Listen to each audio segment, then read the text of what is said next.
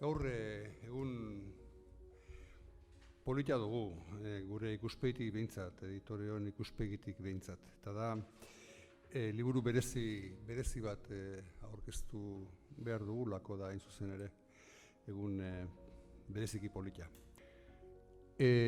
Beste alor bateko literaturan sartuta, beti ere holokaustoren gaiaren inguruan, pijama marradunaz jantzitako mutikoa ere John Boyneren eleberri ura, arrakasta itzela izan zuena, hori ere argitaratu dugu. Eta orain Heather Morrisen Auschwitzeko tatuatzailea, gaztelaniaz El tatuador de Auschwitz izenaz edo izenburuz salgai dagona baita. Oso liburu berezia da Auschwitzeko tatuatzailea. Batetik biltzen duelako benetan gertatu zen historia bat. Lale eta Gita Sokolov, judu eslovakiarren benetako pasadizoa, benetako bizitza, benetan bizi izandakoak kontatzen ditu liburuak. Bera, Lale Auschwitzen tatuatzaile zen, eta langintza horretan ari zala ezagutu zuen hain zuzen ere, Gita. Harrezkero bizitza osoa eman zuten, ondoren handik bizirik atera eta gero, bizitza osoa eman zuten elkarrekin, noski Europatik urrun, eta Australian hain zuzen ere. Hori da arrazoietako bat, baino alegia benetan eleberri bat izanik funtsean benetako historio bat ukitzea ez da arrazoi bakarra izan. Bigarren arrazoi oso importante bat ere badago da, eleberri moduan sekulako bizitasuna daukan liburua da. Argazkili begira nengoen,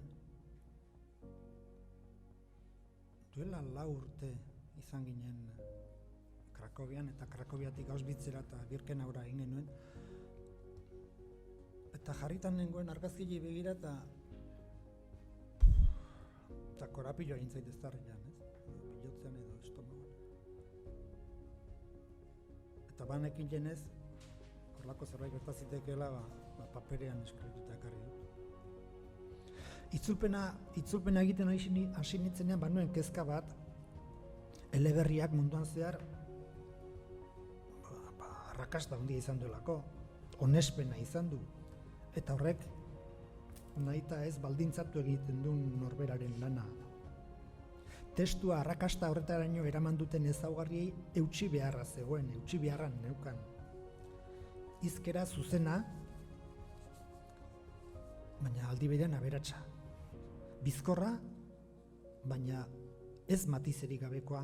Zorrotza, baina gozoa ere baitarteka. Eta idazkerazari nik hitz bakarra esango nuke, aukeratu beharko banu, erabiliko nuke eraginkortasuna. Eraginkor izan barra zegoen. Hortan itzuli dut, ez Jorgek esaten duen bezain maisuki, baina itzuli dut, eta lagundu naute izan ditut laguntzaileak, Xabier Olarrak irakurri du eta zuzenketak egin dizkit, eta Michel Murak lan ederra egin du zuzentzen, aldatzen, ordenatzen zenbait gauza. Hortan biei eskerrak.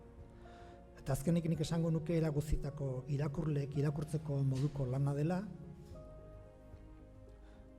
uda, naiz negu, Auschwitzeko tatuatzailea irakurriz gozatuko da literatura maite duenak, gozatuko da lekukotzak, testimonioak maite dituenak, gozatuko da historia biziak eta bihurriak ere maite dituenak.